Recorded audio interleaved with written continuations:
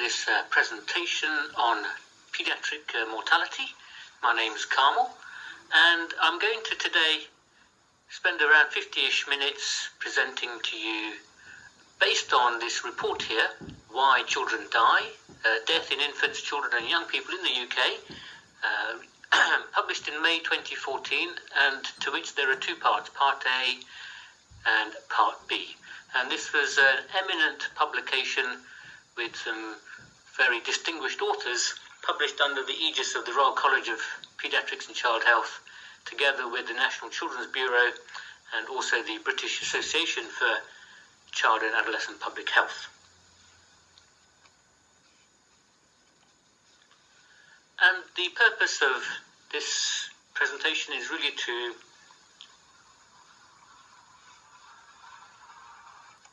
stimulate some thinking and to debate the issues around childhood mortality and really what we can learn that might direct our future learning and focus on what we need to change. So I hope you find it stimulating.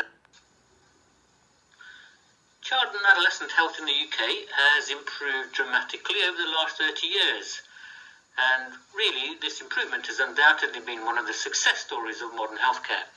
And we can see that on the left-hand chart here, there's a reduction in infant mortality from the 1970s onwards. And the United Kingdom is the dark line, with England and Wales the red line. The arrow is there really to highlight a particular element of the success story, which is a sudden decline in infant death in the early 1990s. And this was thought to be because of reduction in sudden infant death syndrome resulting from the Back to Sleep campaign. And we know that infant mortality is highly correlated to low birth weight and prematurity, as well as breastfeeding rates, and that in turn, low birth weight and prematurity are associated with smoking in pregnancy and also teenage pregnancy. All of this is also associated with deprivation in perhaps a more complex relationship of cause and effect. And likewise, you can see on the right-hand graph a significant reduction in neonatal mortality rates between 1970 and maybe 1990, but since then it's really plateaued and we've stayed around 4 to 5 deaths per 1,000 births. And just a particular kind of statistical note here, you can see that the green line has many more peaks and troughs and is much less flat than the red line. This is purely because the green line represents Northern Ireland, and clearly the numbers in Northern Ireland are lower in terms of the population, and therefore there's going to be much more fluctuation in the annual mortality rates.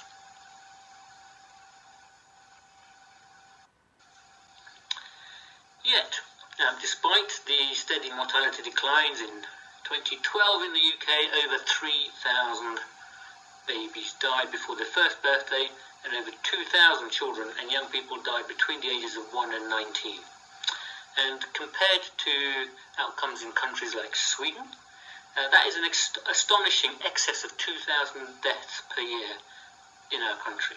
And a number of factors suggest that the UK is not providing optimal conditions for children to survive and thrive. Firstly, the UK does perform poorly on several measures of child health and well-being, including mortality, compared with some other European countries. Secondly, there are stark inequalities in survival chances between rich and poor children in the UK. Finally, many children's deaths are potentially preventable.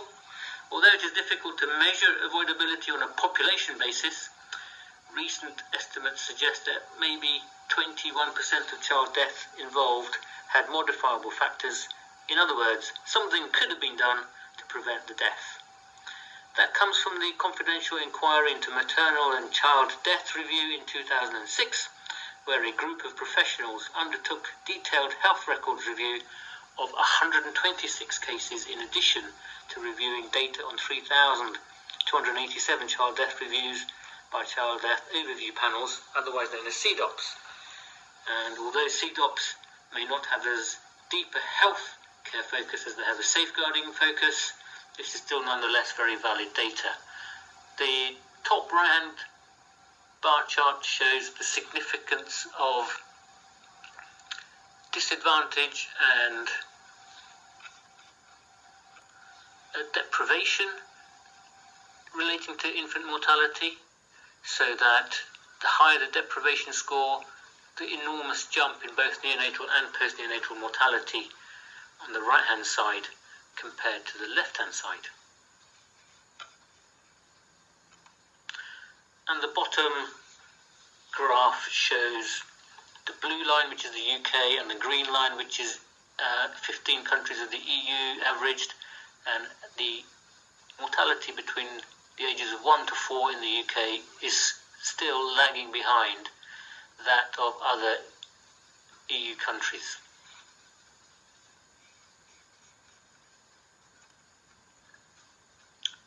So something really that perhaps we need to look into a bit more. And if we look at this table, which shows in 2012 the mortality rates by age and by sex, that the two largest populations of mortality are infants, with 4 per 1,000 live births, i.e. 40 per 100,000, with a higher male mortality, proof perhaps that really the female sex is clearly stronger, and that male teenagers' mortality is around 33 per 100,000, and that's really significantly higher than any other group in childhood after the age of 1. So what we can do is have a look at some snapshots of the kinds of causes of mortality in this 2012 cohort for further insight.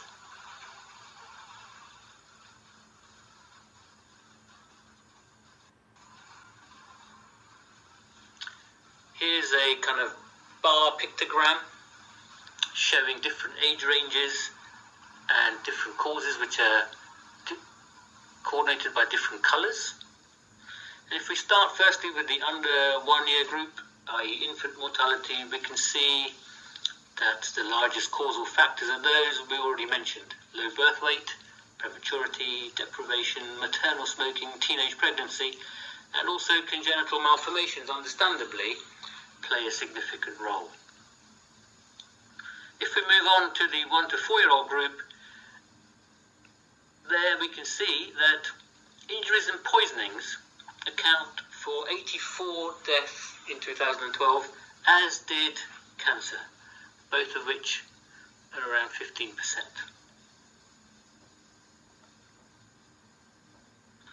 It's the only group where a significant proportion is due to respiratory illnesses, i.e. the 11% that you can see there, and that equates to 58 deaths a year, perhaps most of which really could be viewed as preventable. If we move on to the 5 to 9 year age group and compare it to the 10 to 14 year age group, we can see that cancer is quite high, with around 80 deaths per year. But in the 10 to 14 year group, there are these external factors that play an increasing role, and that really culminates in the 15 to 19 year old group, where really a whopping 484 deaths can be attributed to that, and suicide and risk behaviour accounts for as many deaths as cancer does, with about 150 a year.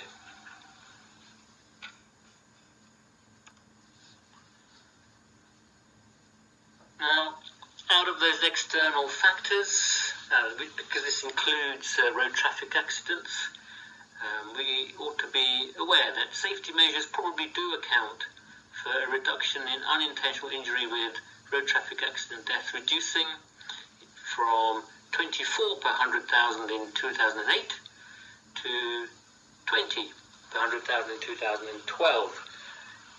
But also during this time there's been no reduction or change in deaths caused by intentional injury And in fact, 70% of deaths in 15 to 18-year-olds are also due to mental or behavioural problems and occur through either injury, suicide, or violence. And what the report goes on to suggest that categorising explanations and therefore the solutions to these issues would be under the categories of health systems and organisations, healthcare and public health, but also including government and civil society. And what I'm going to do is focus on healthcare amenable deaths. And so this is a snapshot of 1 year in 2012. And perhaps a logical question really is to ask about trends. So what about trends? Now there's statistical and mathematical methodological difficulty in using annual mortality rates because the numbers are just so small. And unlike in adult mortality data, where even localized data analysis can give you useful information, with such small numbers with children, there are by chance quite significant fluctuations, and therefore meaning really is quite difficult to derive. So individual case reviews or audits are an alternative, as are combined years average data. And so later on in the presentation we'll see that teenage pregnancy rate data is presented in this combined years average data, for example. And we know from adult population that around 20 to 40% have estimated to have modifiable factors, i.e. potential to prevent mortality when you look at mortality trends. But you can't really use that in children. So the solution to that was really to look at in more detail individual case audits. So the 2006 confidential inquiry into maternal and child deaths, why children die, was a pilot study and the first systematic attempt to do this. And you can see here the reference if you want to read the review yourself. And what they did was they had panels of healthcare professionals who had noted 3,856 child death reviews, which had occurred through the child death review process set up by the child death overview panels or CDOP panels.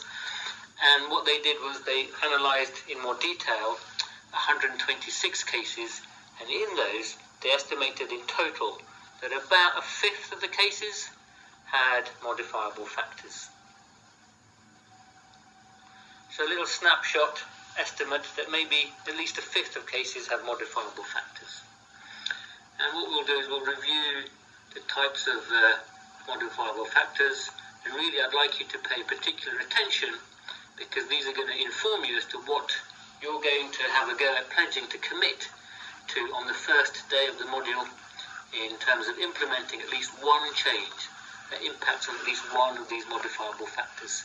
In the classroom, we'll all have a go at deciding what we might pledge, and the aim will be to use social media to talk to each other about how we're getting on in our attempts to do this, and also by keeping a kind of weekly, just a 2-minute diary over 6 to 8 weeks to see how we're getting on. And the first modifiable factor within sort of the healthcare systems and organisation banner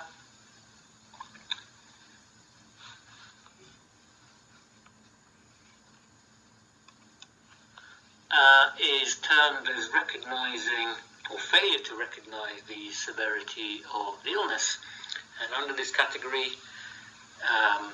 the failure to understand the importance of history. And a very good example of this is children who may have taken deliberate medication to poison themselves, and the understanding that relatively small amounts of commonly obtained drugs can lead to death in children over a short number of hours, despite the fact that they appear well on presentation. So really, history is the main clues to the impending potential disaster. And the solution to these includes, commonly using Talkspace and being aware of taking that history. Another element of recognizing severity, they recommend that if there's a third presentation in a single evolving illness, then within community and primary care settings, a referral to hospital, or if it's third attendance to hospital, then at least a review by someone significantly senior is important, because these were some of the features found in children who died, that they presented repeatedly in the same evolving illness before it was recognised too late that they were so unwell. Together with this goes the need to encourage and empower parents to seek help if their child deteriorates. So they need to be informed and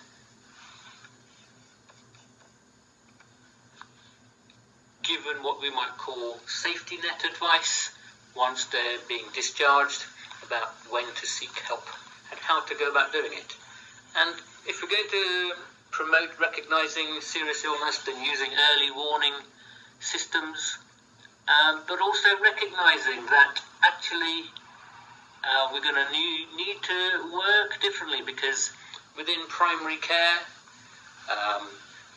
almost 20 to 30% of GPs have had no paediatric training, and almost 40% of primary care workload is paediatrics. So there's a mismatch between the training and the requirements of the healthcare professionals working in primary care and the lack perhaps of expertise to recognise these illnesses. So, new models of working between primary and secondary care especially is part of the solution for this. Other important features that were highlighted were failure to either examine or interpret the science correctly, and this goes back to perhaps not having enough training or lack of skill, and certainly using the available teaching and training. For example, an excellent resource is the Spotting the Sick Child website, which really all healthcare professionals that deal with children should have experience of. Moving on, there was recognised that the failure to recognise complications was perhaps an issue for some children, failure of clinical supervision, and this really is kind of being addressed by Facing the Future document, which was published in 2015, which really looked at the way consultants work to try and improve the availability of senior paediatricians, for example, particularly during the week. Also considering how we might work in the evenings when there's a peak of attendance of sick children. Also, the potential for delay in referral is a recognised factor, and this boils down to how the teams work, what their relationships are like, and how well they might communicate together.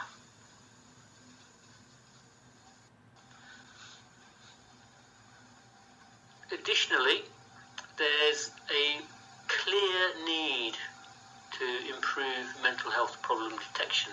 That's highlighted in that Why Children Die report, because so many children had mortality from suicide, poisoning, and it was noted that quite a lot of them had had no contact with mental health services. So really a significant issue for everybody, and the way that the child health community and the Royal College of Child Health is trying to address this is to include available resources to educate paediatricians in our training, using, for example, the Mind Ed portal, and in the forthcoming new syllabus for paediatric training is going to be a necessary requirement as part of general paediatric training. And the final modifiable factor that comes out of this kind of review is how we view children and families who fail to attend their clinic appointments. And really, I think if we can adopt the mindset that families who do not attend, especially if they're from a higher deprivation area, that they should be viewed as being more vulnerable. And this would then perhaps prompt us to be more proactive in following up that missed clinic appointment, and also considering whether we need to make contact with the family, and if we can't do that, through the GP or health visitor or the school nurse, and being more proactive about it.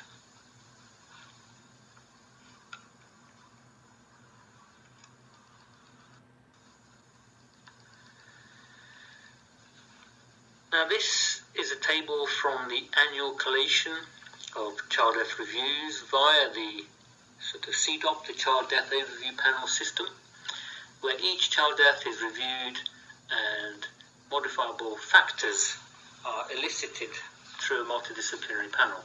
It often has a safeguarding emphasis because they're often run by and chaired by social services. But nonetheless, it provides some really useful insight, and this is for 2011, the year ending March, with, as you can see there highlighted in green, over 4,000 deaths reviewed in England and Wales. And with the largest causes being neonatal and perinatal events, around 1,500 there. And although they have a relatively low percentage of deaths, the total number is still high when you compare it to the other categories.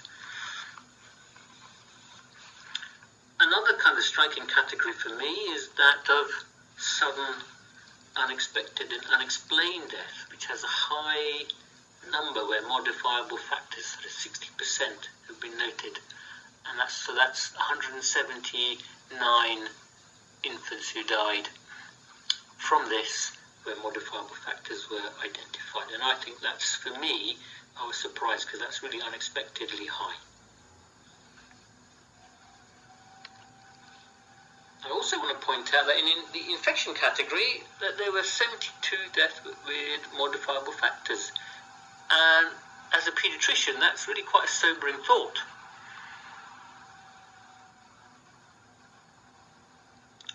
And so I think there's actually quite a lot to be learned from this kind of data. And I'm also drawn to the finding that although the numbers might be relatively smaller, that really more than half of the children that died from either abuse or neglect had modifiable factors. That's the left-hand column, and then the second to left column showing the number of children that died from suicide or self-inflicted harm. And I can't imagine anything worse than the suffering that the remaining family must go through when there's such a tragedy. And really, to me, highlights the importance of everyone learning the skills to detect mental health problems.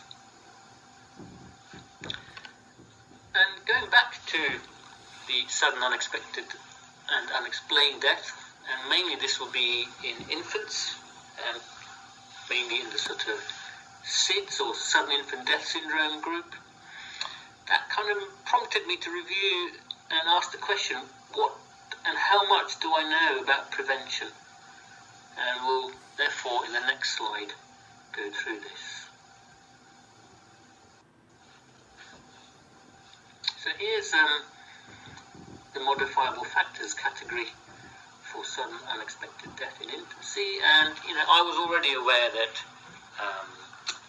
lying prone, face down, has a 6 times increased risk compared to sleeping on your back, and that car seat use in very young infants increases the risk also of sudden infant death syndrome. What I didn't know in as much detail is about the sleeping environment, and really that would mean I can't give quite as specific as advice is available, particularly, for example, when we're thinking about bedding. And here are some examples of advice from the Lullaby Trust on the matter. They suggest that bed sharing increases the risk of SIDS and is particularly dangerous if either you or your partner smoke, even if you do not smoke in the bedroom, either you or your partner has drunk alcohol or taken drugs, including medications that make you drowsy, or if you're extremely tired. Furthermore, that if your baby was born premature, i.e. 37 weeks or less, or your baby was born at low birth weight, 2.5 kilograms or less, then this increases the risk. And that if you're going to choose to co-sleep, then to ensure that there are no pillows, sheets, blankets or any other items in the bed that could obstruct your baby's breathing or cause them to overheat. And a high proportion of infants who die as a result of SIDS are found with their heads covered by loose bedding. I knew about not sleeping on the couch or the sofa, and of course hopefully it's well recognised that smoking and alcohol have a significant role to play. And important to promote breastfeeding, but also room sharing, which is a kind of protective factor. And if you want to know a little bit more, this is the guide on the website.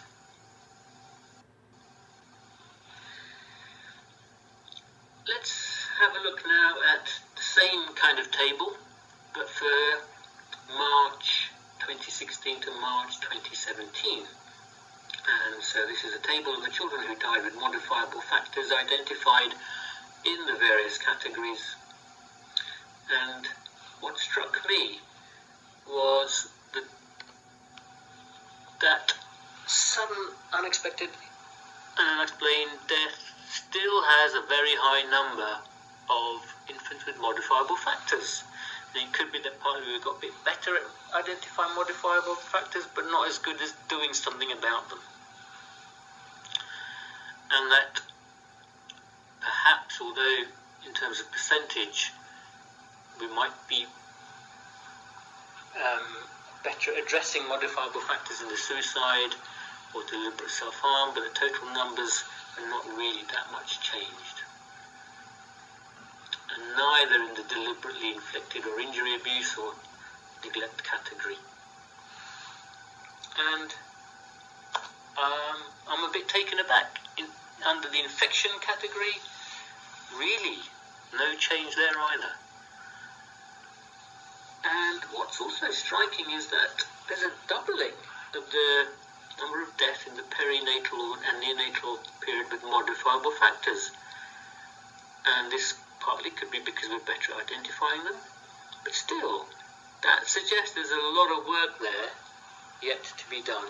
And this might explain the current drive to reduce these with the quality improvement program in the maternal and neonatal health program that the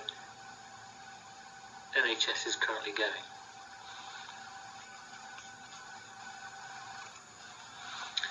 So these really kind of also begin to raise questions that what can we as individuals consider doing to contribute to the system of efforts to reduce excess death that we encounter in the UK, especially as it's greater than expected when you compare it to other EU countries and especially Scandinavia.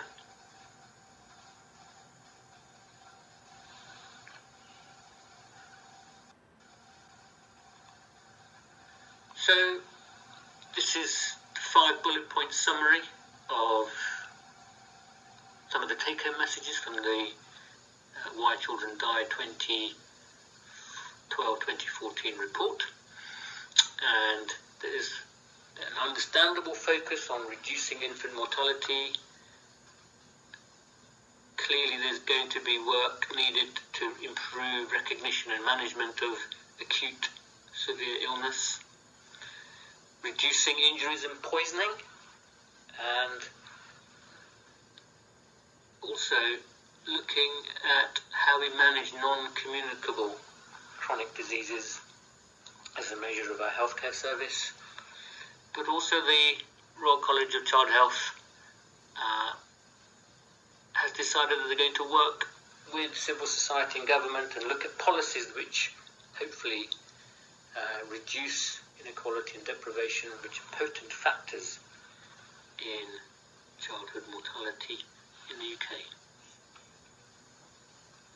So, this was quite a while ago, and I would imagine the next question is, well, what's happened since then? Is there anything that tells us about what might be getting better, and particularly, what isn't getting better, what might be actually getting worse? And so a useful review done and published in 2016 was the report of the Children and Young People's Health Outcomes Forum. And this looked at which trends related to morbidity and mortality are improving, and which ones are actually deteriorating. So although they're not all directly applicable to reducing mortality only, they're still worth looking at. And in terms of what's being shown to be improving, here's a list, and we're going to go through these in a little bit more detail.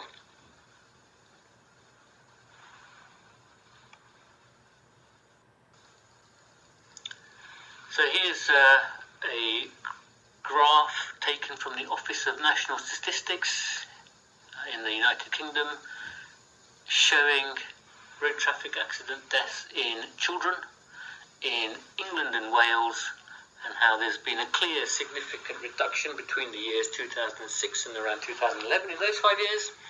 But what really strikes me is that from 2011 to 2016 there's been no real significant progress. So clearly further issues to look at, perhaps around further safety measures with public health, and around how injuries might be treated better once they occur.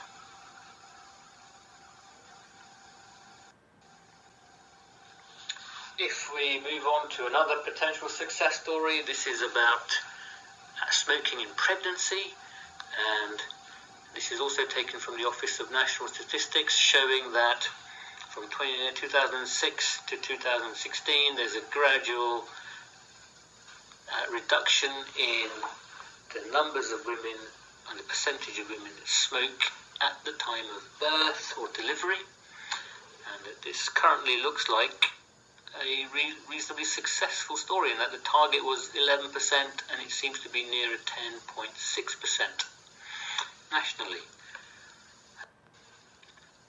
If we look at it in more regional terms, then on this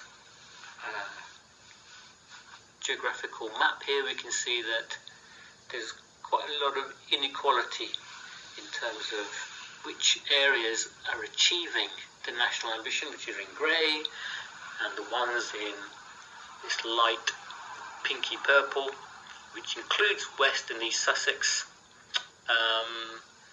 still above the national ambition.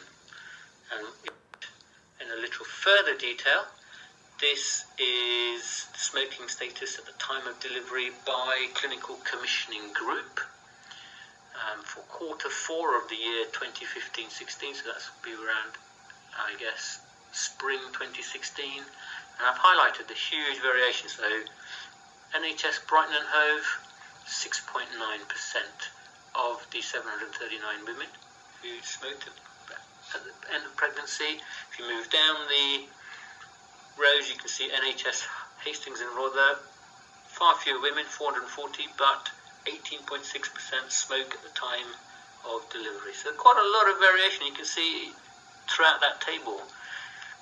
Significant variation. So certainly doesn't mean that everywhere is doing well. Perhaps reviewing to see what makes someone do better than others, and of course the suspicion is that deprivation has a large role to play. Similarly to this, looking at teenage conception rates, because teenage conception is related to low birth weight and therefore infant mortality.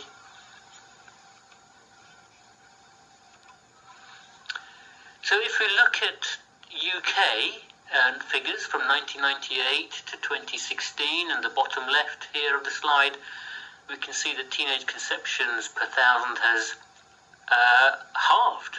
So you could think that's quite a significant success rate. But when you then, again, look at it by, for example, clinical commissioning groups, a CCG, on the right-hand side, there's a table or graph, bar chart showing that Brighton and Hove in the blue have teenage pregnancy conception rates in the high 25, 27, and it only falls to under 20% in 2016.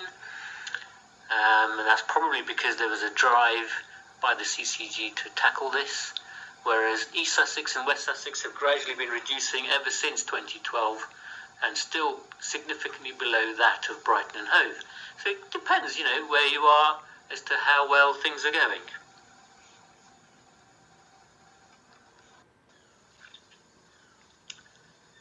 If we now move on to paediatric diabetes and the improving trends in outcomes here, let's start with looking at this table.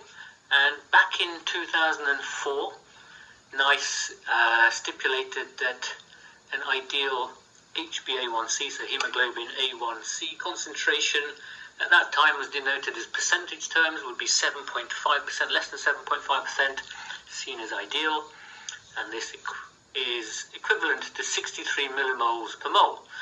And after that time, in 2010-11, England and Wales, only 16% of children were achieving that. And compare that to Germany and Australia, where you see a massive difference, 55% of children achieving that. And in terms of poorly controlled patients, so looking at HbA1c levels which are considered to be at risk, at that time England and Wales in 2010-11 stipulated at risk would be 80 millimoles per mole, and more than 30% of children were in this category, as opposed to only 10% being more than 75 millimoles per mole in Germany and Australia. And then if we fast forward to 2015-16, although there's been a considerable improvement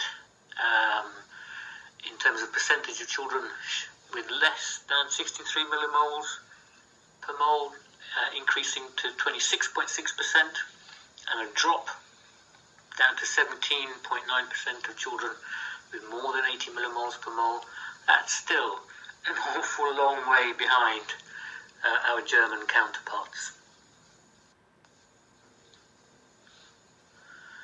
And here's the data shown in a slightly different format, with the annual median HbA1c from 2005-06 all the way up to 2015-16, and you can see there's been a kind of drop around 2010-11, then from there kind of a more gradual drop down to the lowest level at 64 millimoles per mole from 72 in 2015-16. And this really coincides with changes in policy and commissioning, particularly with the advent of best practice tariffs introduced for diabetes around 2011-12, and they really took off in 2013-14, and you can see the change increasing and accelerating from 2013-14 onwards. So it'll be interesting to see how 2016-17 looks like and whether this has been sustained or not.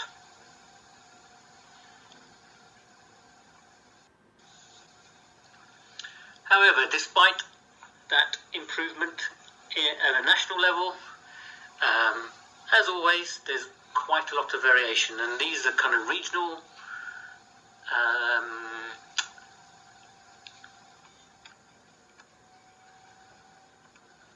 percentages of children and young people with type 1 diabetes achieving certain levels of HbA1c. And I've highlighted in red that the lowest number or the lowest percentage with high HbA1c levels are in the South Central region and East Midlands. So to me, for example, this would mean if I was a diabetologist or working with children with diabetes, I would go and look to see what they're doing and try and learn from them, because they're clearly getting good results and better than anyone else.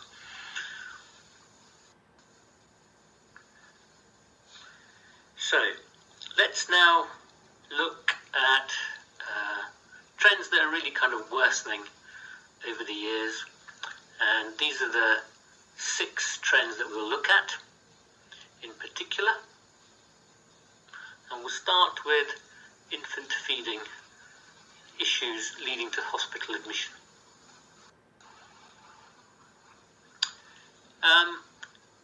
This is a kind of pictogram taken from Quality Watch Children Young People report summary, looking at hospital episode statistics from 2006 and 7 year and comparing that to 2015-16 year, and the 5 most common conditions diagnosed on emergency admission for infants. And you can see there in dark purple, which is third from the top on the left column and second from the top on the right column, increasing from 14,293 in 2006-7 to 24,848 in 2015-16, so almost doubling. This label of other perinatal conditions, and a significant majority of those will be feeding difficulties. And interestingly, hospital admissions for feeding difficulties in terms of rates of births has risen from 45 to almost 58 over a 5-year period up to 2010-11, and clearly probably still climbing. And these rates really vary enormously around the country. So in some regions it's as little as 14 per 1,000 births. In other regions is as high as 182.3 per 1,000. So a trend really that's showing a deterioration. More children, more infants coming and being admitted to hospital, albeit sometimes for a short period of time, maybe 6 to 24 hours, with feeding difficulties. And if we look at overall admissions and emergency admissions in particular, we can see that from 2006-7 to 2015-16, there's an overall increase from 2.6 million to 2.9 million admissions, which is an 11% increase. And at that time, over that time, the population only grew by 5%, from 15.8 to 16.6 million. So really a significant increase in trend in hospital attendance and admission, and a significant increase in emergency admissions in particular, from 990,000 to 1,124,000, which is almost a 15% increase.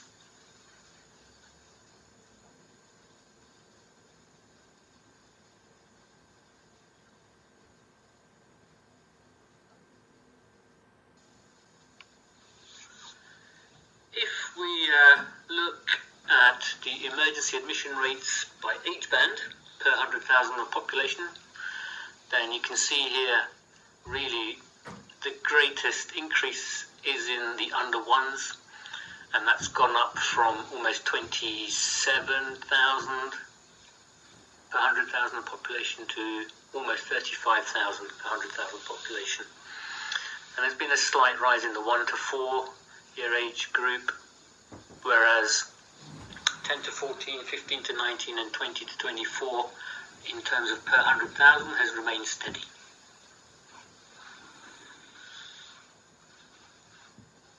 So it's probably worth looking at this under 1 group. And here we are, that same pictogram that we saw earlier, showing the 5 most common conditions diagnosed on emergency admissions.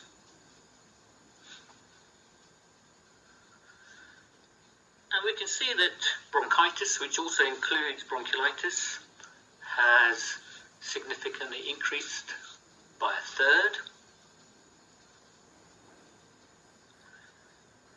We've already discussed that perinatal conditions have more than doubled, and perhaps this reflects the changes in services and the apparent lack of support in the community.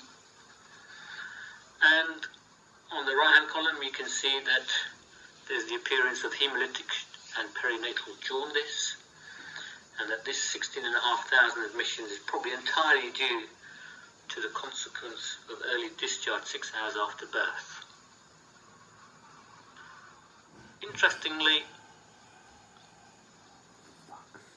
upper respiratory infections and viral infections all have increased quite significantly and beyond the rise that you'd expect from just the population growth.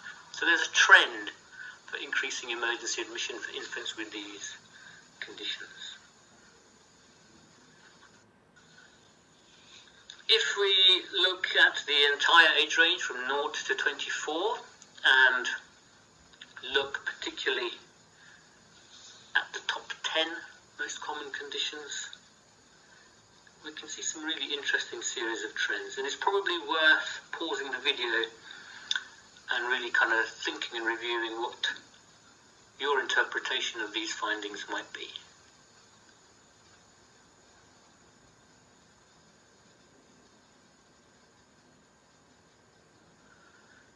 But what I am going to talk about is the fact that there's probably no one medical explanation for why up to more than 30% young children and young people are being now admitted to hospital than before.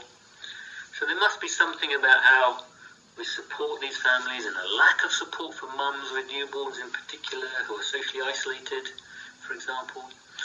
And perhaps, our experience really tells us that there's a fragmentation of our health and social care system, including antenatal support, and the help in the child's first 5 years of life has really made things difficult for parents with new babies and young children. And so, too often, our hospitals end up becoming the default place for them to attend. And the lack of focus on developing joined-up preventative care may also explain the growth in admissions.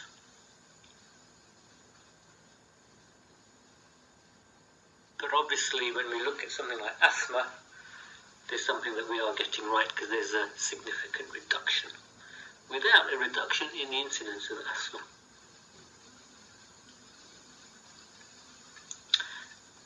Interestingly, the significant number of children with acute and chronic tonsillitis in 2015-16 requiring urgent admission may have something to do with the eligibility criteria now having been changed for children having their tonsils removed.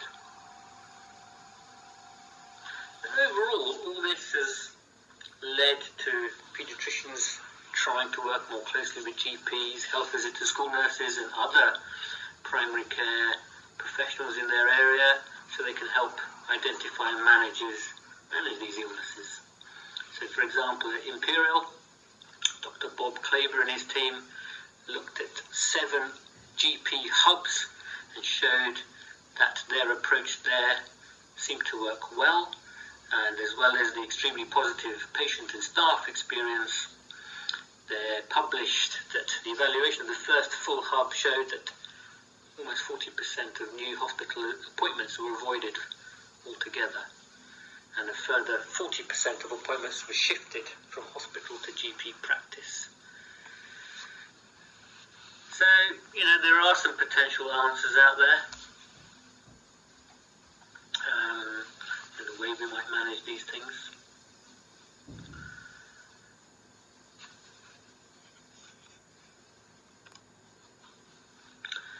It's also interesting to see that poisonings by other medication and drugs makes an appearance in the 2015-16 top 10, whereas it didn't in 2006.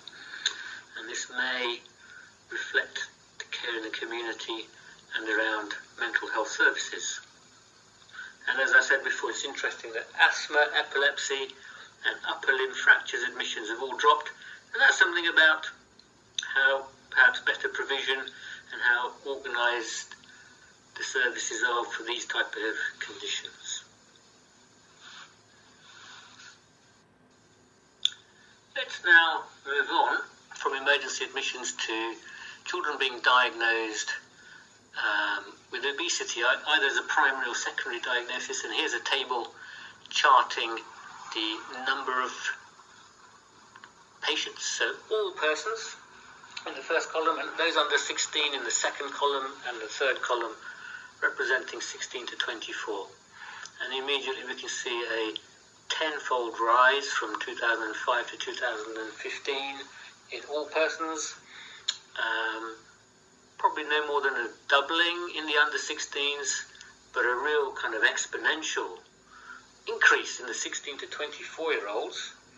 And that's not surprising then that people sometimes use epidemic as a way to describe the issue of obesity in our society. But there's a stark representation of it. And it's worth reminding ourselves, as we can see in this bar chart, that there's a real significance that deprivation has on the prevalence of obesity. And the bars show the obesity prevalence in 10 to 11-year-old children, and comparing the least deprived areas of the country compared to the most deprived, and the light to darker colour blue bar change is as the years go along. So in the least deprived, you can see that really it's been stable between maybe 12-13% prevalence, and perhaps a slight drop in 2012-13. And you compare that to the most deprived, and there's been an increase from 22 to almost 25%. So that's double the rate in the most deprived areas compared to the least deprived.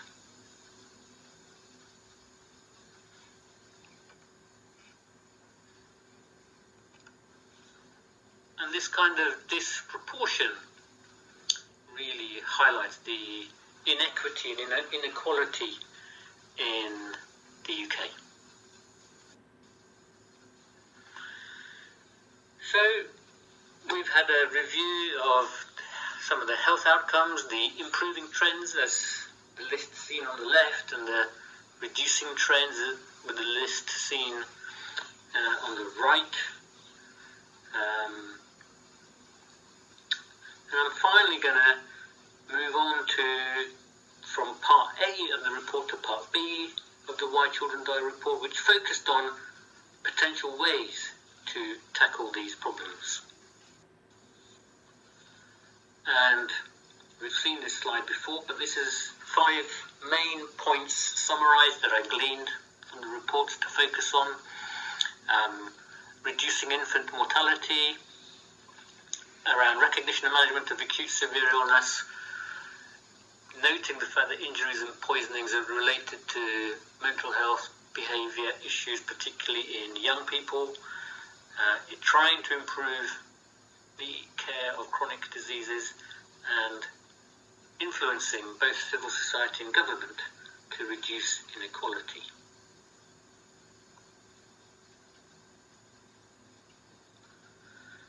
And so let's take a look at what this report tells us. So firstly, the report suggests that we need to take a comprehensive approach to tackling the causal risk factors for premature death, and expanding on the key themes of Why Children Die and the aim of maximising conditions for children to survive and thrive. And illustrated here, you can see how the child and family are the centre, and then healthcare and public health, and particularly banners such as promoting mental health and reducing risk-taking behaviours, reducing death and injuries from poisoning, for example, are under healthcare and public health. And then around that also there's health systems and organisations that tailoring the health system, the needs of families, and also government and civil society about tackling child poverty and inequalities. And the paper outlines recommendations for reform in England and the vital contribution that can be made by both central and local government, by NHS England, by Public Health England, and also Health Education England, in taking important steps to dramatically reduce the number of deaths. And in total there are 34 recommendations across the whole range of all the issues mentioned here in this slide. What I'm going to do is pick out some that are more directly pertinent to us in the acute sector of the healthcare system, and this will be under the banner of tailoring the health system to the needs of infants, children and young people. And so here is recommendation 5, which I'm just going to leave you to read silently on your own for a few seconds and make of it what you will.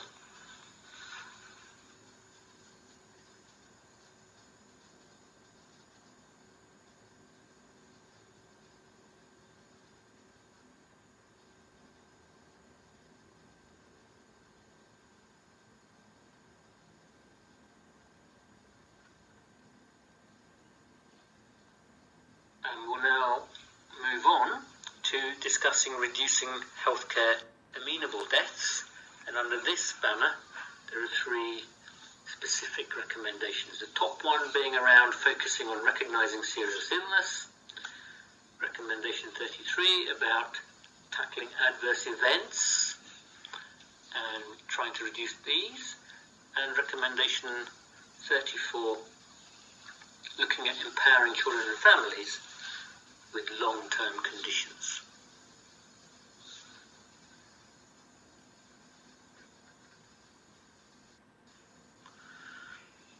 So, in summary, this is just to remind us that because of the small numbers of death in children, we have to adopt a different approach to assessing causes of mortality than the one that you can use for adult mortality, where trends are more useful. And so really we're more reliant on case reviews, and for this presentation I have used the Why Children Die Part A and Part B reports, the Health Outcomes Forum and the Theme Groups reports, the Why Children Die pilot from the Maternal and Child Death Confidential Reviews, and also Child Death Review from CDOC panels and their output. And below are photographs of the authors of some of the reports, and I'm just going to quickly go through them because really they're a pretty inspiring bunch. So on the bottom left there's Professor Ingrid Wolf, recently given an OBE for her work.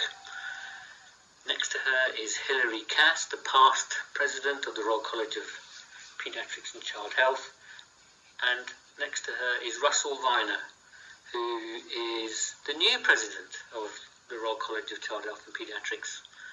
And then we come to Sir Michael Marmot, the doyen on equity in healthcare. I remember reading his papers actually when I was a paediatric SHO registrar, and his discussions then.